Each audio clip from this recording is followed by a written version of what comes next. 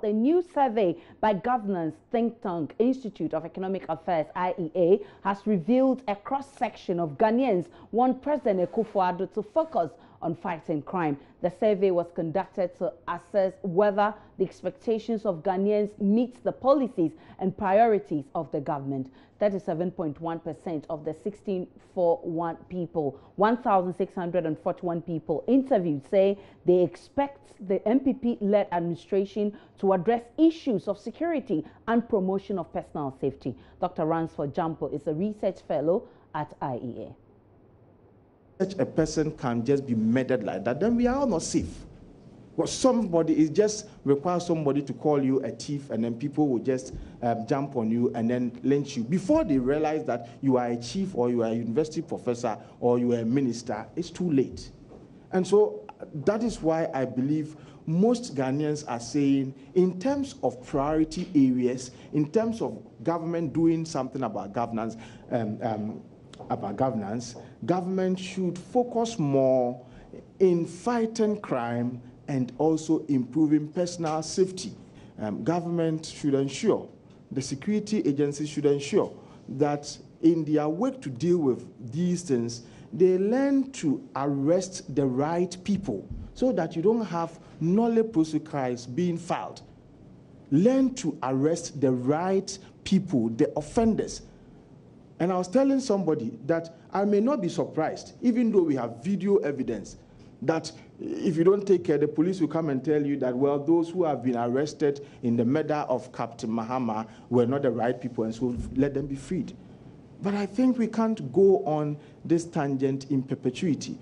And so in fighting crime, it is important that we learn to arrest the right people, those who actually perpetrated the crime, so that you wouldn't go to court and then they will tell you that free them because there is no evidence.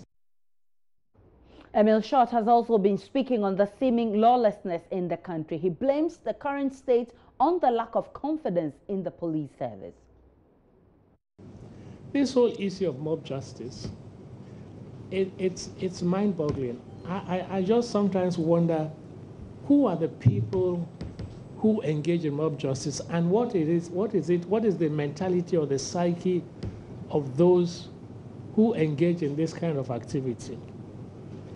And is the police doing enough to arrest and prosecute people who engage in the mob justice? Because it's been happening, lynching.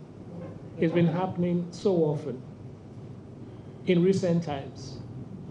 And I think that if there's going to be deterrent, the police should be seen to taking concrete action by investigating thoroughly and arresting the perpetrators and making sure that they face the full rigors of the law. So there are so many issues which I think are crying for attention. And you and I have a responsibility to raise our voices and to put pressure on government and law enforcement agencies to do what is necessary, to make sure that there's a reduction in the incidence of crime, lawlessness, and also the incidence of corruption, which I think is going beyond acceptable limits. But I think the police and the law enforcement agency should be mindful of the fact that this is the perception in the minds of a lot of people, and therefore they should sit up and take notice of what people think about how they're doing their jobs, In fact, I know that there are many people who are very reluctant to report crimes to the police. They will tell you that it's a waste of time.